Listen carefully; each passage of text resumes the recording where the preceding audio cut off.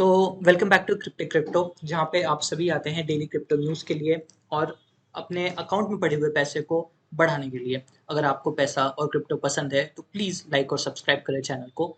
नया चैनल है, जितना भी आप सपोर्ट करेंगे उतना हमें खुशी होगी और हमें और वीडियोस बनाने में मोटिवेशन मिलेगी। तो बेसिकली न्यूज़ चालू करते हैं सबसे पहले बिटकॉइन के चार्ट के साथ। बिटकॉइन अराउंड अभी 59,000 के आसपास ट्रेड कर रहा है और इथेरियम अराउंड 18 $1,849 के आसपास ट्रेड कर रहा है। बिटकॉइन की मिक्स न्यूज़ चल रही है मार्केट में कि कुछ लोग कह रहे हैं कि बेयरिश में है, ट्रेंड में है, कुछ लोग कह रहे हैं कि बुलिश ट्रेंड में है। अभी एक्चुअली के नेक्स्ट कुछ आवर्स बहुत ही ज़्यादा इंपॉर्टेंट होने वाले हैं बिटकॉइन के लिए। देखते हैं क्या डेवलपमेंट आती है। कुछ फिक्स अगर डेवलपमेंट आएगी, कंफर्म डेवलपमेंट, तो उसके बारे में हम ज़रूर अपने आपको अपने इंस्टाग्राम और ट्विटर चैनल पे कंफर्म करेंगे। उसे उनके लिंक्स आपको नीचे डिस्क्रिप्शन में मिल जाएँगे, प्लीज़ जाके फॉलो करें। तो चलिए चलते हैं हमारी पहली न्यूज़ की तरफ। तो पहली न्यूज़ आती है यहाँ कॉइनबेस से। तो कॉइनबेस के ऊपर न्यूज़ है ये कि कॉइनबेस ने सीएफटीसी के साथ $6.5 मिलियन में सेटलमेंट किया है। अब क्या दिक्कत थी, क्या इन दोनों के बीच में लफड़ेबाजी चल रही थी जिसके कारण कॉइनबेस ने 6.5 मिलियन डॉलर्स दिए सीएफटीसी को। तो हुआ क्या था कि कॉइनबेस को सीएफटीसी ने एलिगेशन लगाया था सेल्फ ट्रेडिंग का। अगर आप में से किसी को ना पता हो तो सेल्फ ट्रेडिंग होता है कि मतलब अगर आप खुद की ही एक एंटिटी से बेच रहे हैं और खुद की किसी दूसरी एंटिटी से खरीद रहे हैं। मतलब जैसे मान लीजिए मेरी कोई एंटिटी है, मैंने उससे कुछ बेचा, ठीक है? मान लीजिए कि जिसे मैं ए कहता हूँ और जिसे मैं ओन करता हूँ। अब मैंने उससे कुछ बेचा, कोई स्टॉक बेचा, कुछ भी कमोडिटी बेची और मैंने उससे बी से खुद को ही खरीद लिया। मतलब क्या बी की भी एंटिटी मेरी ही है, तो फिर उसे कहा जाता है सेल्फ ट्रेडिंग। तो हुआ क्या था कि 2015 से 18 के बीच में कॉइनबेस ने अपने जो कॉइनबेस है, जो नॉर्मल वाली साइट है, उससे कुछ बेच के जो उसकी प्रोफेशनल साइट है, जिसे कॉइनबेस प्रो के नाम से भी जाना जाता है, उससे खरीदा गया था। जो सीएफटीसी जैसा कह रही है, ये एक इंटेंशनल मूव नहीं था, ये अनइंटेंशनली किया गया था। ये बस वो अपना जो नया प्रोग्राम था उसे टेस्ट करने के लिए कर रहे थे। तो उसके कारण जो है सीएफटीसी ने इस पे फाइन हैवी नहीं लगाया है उनके हिसाब से। जो सीएफटीसी का कमेंट है यहाँ पे, self importantly the CFT is not alleging that any Coinbase customers were harmed और that any wrongdoing occurred. मतलब कोई इस ट्रेड के दौरान कोई भी कॉइनबेस के जो कस्टमर है वो उनको किसी भी तरीके का लॉस नहीं पहुंचा था और कोई भी गलत काम नहीं किया गया था।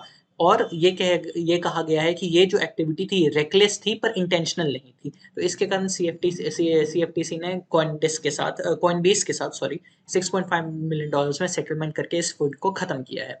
तो ये तो हो गई कॉइनबेस की न्यूज़। नेक्स्ट आ जाते हैं बिटकॉइन के। Bitcoin price chart shows bull fatigue as analyst sees rising veg.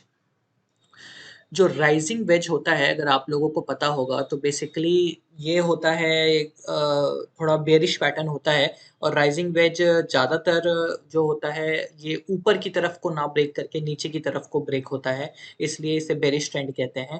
तो जो एनालिस्ट हैं मिस्टर मैं Bitcoin appears to set to challenge record highs in the wake of this week's dovish Federal Reserve meeting.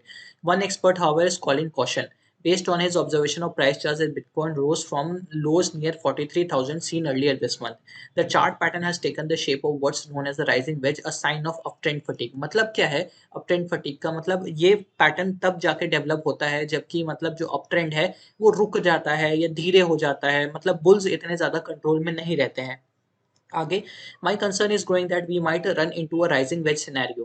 Patrick Husser, head of trading at Swiss-based crypto finance AG, told CoinDesk in a Telegram chat.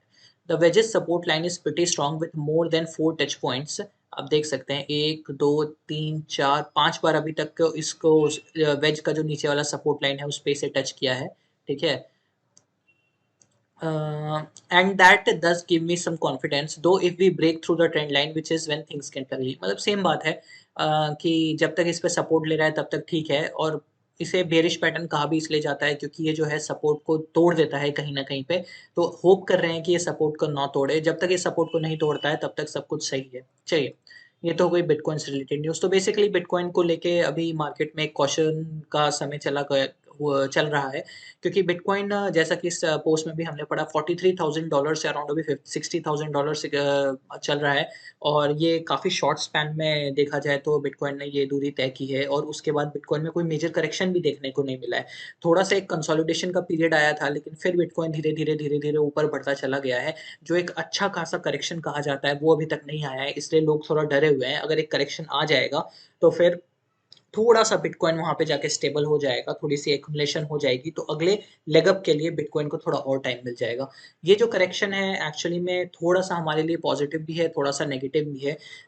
होता ये है कि अगर correction आता है, तो फिर अगर ये बिटकॉइन गिरेगा, तो जो हमारे दूसरे ऑल्ट कॉइन हैं, वो और ज़्यादा गिरेंगे। बिटकॉइन उनको खींच लेता है, क्योंकि जैसे ही बिटकॉइन गिरता है, लोग डर जाते हैं, ऑल्ट्स में से भी लोग पैसा निकालने लग जाते हैं, तो वो और गिरते हैं।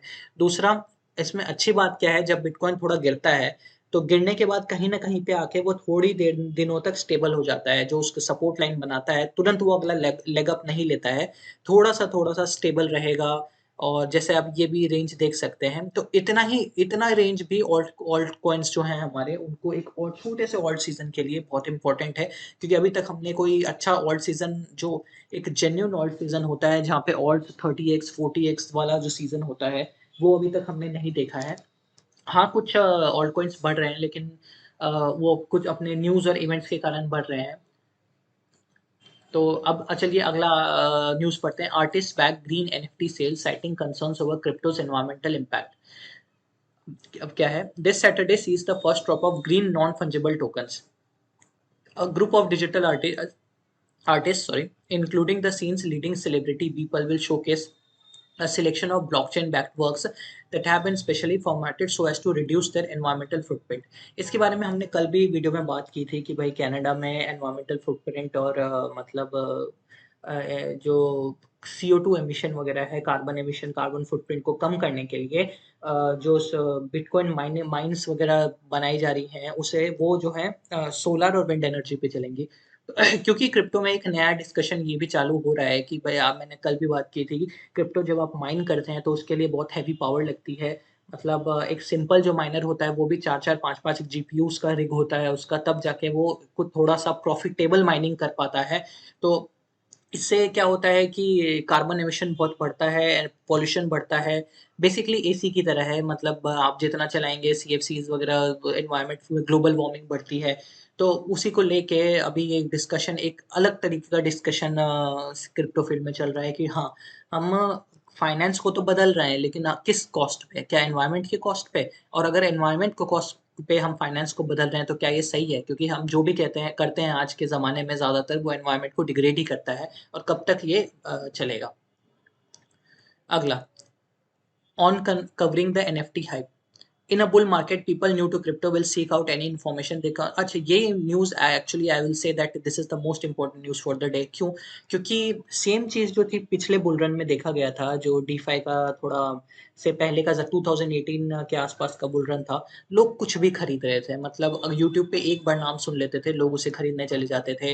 ना तो उनके बारे में उन्हें पता था कि वो कॉइन क्या करता है, या फिर क्या फंडामेंटल्स हैं, वो कॉइन क्या सही में दुनिया में उसका कोई काम है या नहीं है, बस ऐसे ही हाइप के बेसिस पे बढ़ा चला जा रहा है।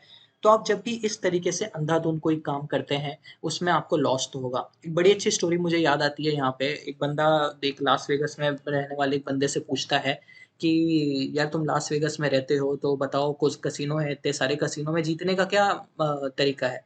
तो वो लास वेगस में रहने वाला बंदा उसको कहता है कि भाई, कसिनो में जीतने का एक ही तरीका है कि तुम कसिनो में घुसो ही मत। कि मतलब अगर तुम अपना पैसा गैम्बल करोगे, हाँ, if you are going to gamble your money, then today और टुमारो यू विल लूज। एक बार तो चोरी से बचे, अगर आप कार चोरी करते हैं, एक बार बच जाएंगे, दो बार बच जाएंगे, लेकिन कभी ना कभी आप पकड़े जाएंगे, और वो जो पकड़, फिर जो सुताई होगी, वो आपको जिंदगी भर याद रहेगी। तो उसी पे है कि अभी भी एनएफटी जो हाइप्स चल रहा है, लोग कुछ भी खरीद रहे हैं। मतलब आप देखेंगे गिफ्ट, जो सिंपल सिंपल गिफ्ट्स हैं, कैट अभी आई थिंक नाम तो मुझे याद नहीं आ रहा है। कोई कैट की गिफ्ट थी जो कि मिलियन ऑफ डॉलर्स में सोल्ड हुई है। And again, simple simple NFT जिसका कोई वैल्यू नहीं है। एनएफटी है, बहुत इंपॉर्टेंट चीज है, लेकिन अगर कोई वैल्यू लेस चीज जिसकी कोई वैल्यू नहीं है, अगर आप वो खरीदेंगे, तो फिर आप अपना पैसा फंसा रहे हैं। तो मैं अभी आप लोगों को तो यही रिकमेंड करूँगा कि आप एनएफटी वगैरह की हाइप में मत फँसिए। इनफैक्ट जो ऐसे ब्लॉकचेन्स जिन पे एनएफटी डिप्लॉय हो रहे हैं, जैसे चिलीज़ है, ऊमी टोकन है, और आपका फ्लो है, ये काफ़ी अच्छे प्रोजेक्ट्स हैं, काफ़ी मतलब अच्छा रिटर्न दे सकते हैं। इनमें इन्वेस्ट कीजिए जब तक कि ये थोड़ा जो कभी भी कुछ भी खरीदने वाला माहौल है, ये चला नहीं जाए। चलिए, तो बेसिकली ये आपके लिए एक वार्निंग है कि जो भी कहीं भी इन्वेस्ट करते हैं तो थोड़ा सोच समझ के इन्वेस्ट करें। अगर कोई भी वीडियो देखते हैं, अच्छे से अच्छे यूट्यूबर का वीडियो है, तो भी खुद जाके रिसर्च करें। अगर आपको लगता है फंडामेंटल स्ट्रॉन्ग है, कॉइन देखिए फंडामेंटल स्ट्रॉन्ग रहेंगे तो उसका बेनिफिट ये रहता है कि भले ही टेक्निकल्स आज वीक हो, कल को कॉइन का अगर रियल यूज़ केस सिनेरियो है, तो वो कॉइन आगे बढ़ेगा ही, तो आपका पैसा कभी भी डूबता नहीं है। तो चलिए, बिटकॉइन के बारे में हमने बात कर ली। इथेरियम का मैंने इसलिए चार्ट खोल के रखा हुआ है क्योंकि इथेरियम का हम अभी कुछ दिनों से, काफ़ी दिनों से बिटकॉइन तो काफ़ी बढ़ा है, लेकिन इथेरियम का मैं सुन रहा हूँ, जनवरी से सुन रहा हूँ कि ethereum is going to touch $2000, $2000 and it is correct कि इथेरियम $2000 टच करेगा, और आई थिंक उसका अब टाइम भी आ चुका है। क्यों? क्योंकि देखिए, जो इथेरियम के जो सबसे बड़े जो अपडेट्स प्लान्ड है 2021 में, बर्लिन हार्ड फोक और लंदन हार्ड फोक, जिसके पास इथेरियम की गैस फीस जो कि अभी रिडिकुलस है सच में, छोटे-मोटे ट्रांज़ैक्शन के लिए भी आपको यूनिस्वैप पे $50-55 $100 $100 तक कभी-कभार देने पड़ रहे हैं लोगों को। छोटे-मोटे ट्रेडर तो यूनिस्वैप पर ट्रेड भी नहीं कर पा रहे हैं। इसके बाद फीस, जो गैस फीस है वो कंसिडरेबली कम हो जाएगी। तो एक बहुत इंपॉर्टेंट 2 हार्ड फोक्स हैं इस, और हम जानते ही हैं कभी भी मेननेट या हार्ड फोक्स के आस-पास चीज़ों की प्राइस बढ़ती है और लॉन्च होने से 1 दिन पहले या लॉन्च होने के सीधे दिन वो प्राइस गिर जाती है। तो बेसिकली अगर आप क्विक बक कमाना चाहते हैं, तो फिर आप अभी इथेरियम में इन्वेस्ट कर सकते हैं, लेकिन अभी एक डिप आएगा क्योंकि ऑब्वियसली हार्ड फोक में अभी टाइम है, तो उससे पहले डिप आएगा, तो आप डिप में ज़रूर एंट्री लें। तो ये तो था आज का वीडियो। उम्मीद है मैं आपको वीडियो पसंद आया होगा। तो चलने से पहले चलिए एक बार कॉइन मार्केट कैल खोला हुआ है, ये तो देख लेते हैं कि कॉइन पोटेंशियल में क्या-क्या कॉइन्स हैं जो अभी हमें शॉर्ट टर्म में अच्छा रिटर्न दे सकते हैं। पहला कॉइन तो आप यहीं पे देख रहे होंगे, कोटी। कोटी के मार्च में और आई थिंक जून में भी काफ़ी सारे इवेंट्स प्लान्ड है। अगर मैं आपको दिखाऊँ, कार्डेनो तो ऑब्वियसली, कार्डेनो के बारे में अभी हमारे चैनल पे एक वीडियो आने भी वाला है जो बताएगा कि कार्डेनो पे क्यों हमारे चैनल के डेवलपर जो वीडियो डालने वाले हैं, और मैं भी कितना बुलिश हूँ। कार्डेनो एक बहुत ही स्ट्रॉन्ग फंडामेंटल कॉइन है। अगर आप इसे होल्ड भी करते हैं, थोड़ा हाई पे भी अगर गलती से खरीद लेते हैं, तो भी ये आपको अच्छे रिटर्न्स देगा, और Cardano is going to be one of the best investments in 2021, ये अ, आराम से कहा जा सकता है। अब जैसे कोटी के बारे में बात करते हैं। अ, ये देखिए, बेसिकली कोटी का क्या है, देखिए अभी मार्च में 1, 2, 3, 4, 5, 6, 7, 8, 8 इवेंट्स प्लान्ड है मार्च में ही अकेले, एंड देन 1 अप्रैल को भी एक इवेंट है। फिर देन जून में 1, 2, 3, 4, 5, 6, 7, 8, 8 इवेंट्स अगेन जून में, 10 इवेंट्स जून में। सो बेसिकली मतलब यहाँ पे देख रहे हैं आप 18 इवेंट्स, जिसमें से 8 जो हैं आपके मार्च में और 10 इवेंट्स जो हैं वो जून में प्लान्ड है। तो काफ़ी मतलब जब भी ऐसे, और काफ़ी इम्पोर्टेंट इवेंट्स हैं, ऐसे छोटे-मोटे इवेंट्स नहीं है। डेबिट कार्ड और बैंक अकाउंट का सपोर्ट, एक्सचेंजेस में नेट 1.0, अभी आई थिंक ईएमआई का भी यहाँ पे सपोर्ट के बारे में था। या ये रहा 30 जून 2021 पे इससे ईएमआई लाइसेंस भी मिलेगा, जिससे कि ये लोन दे पाएगा कोटी, अगर मतलब लोगों को क्रिप्टो के ऊपर। काफ़ी बड़ी न्यूज़ है, काफ़ी मतलब कोटी ऐसा काम कर रहा है जो कि पहले नहीं किया गया है। इनफैक्ट ये देखिए, जो इसका रोड मैप है सिर्फ़ हाफ 2021 तक का इवेंट्स से भरा पड़ा है कोटी पे, आईओएस इंटीग्रेशन एंड एवरीथिंग, मतलब काफ़ी सारी चीज़ें हैं। तो आप कोटी में अगर चाहें तो बिल्कुल एंट्री ले सकते हैं। अभी तो कोटी आई थिंक काफ़ी बढ़ा हुआ था आज के दिन। थोड़ा-सा अगर डिप आता है तो उसमें एंट्री लें, पार्ट्स में एंट्री लें। डॉलर कॉस्ट एवरेजिंग या फिर मैं कहूँ रूपी कॉस्ट एवरेजिंग करें। एक ही प्राइस पे पूरा, एक ही अपना पूरा पैसा एक ही प्राइस पे ना लगा दें और ना खरीदें। तो उम्मीद करते हैं आपको ये वीडियो पसंद आया होगा, और जो क्रिप्टो के इवेंट्स हैं आप उससे रूबरू हो गए होंगे, ताकि आपको पता रहे कि कहाँ आपको पैसा लगाना है और कहाँ आपको पैसा निकालना है। तो अगर आप तक अब अभी तक आपने ये वीडियो देखा है तो प्लीज़ लाइक, शेयर और सब्सक्राइब करें। नया चैनल है, जितना भी आप सपोर्ट करेंगे हमें बहुत खुशी होगी। Okay, bye.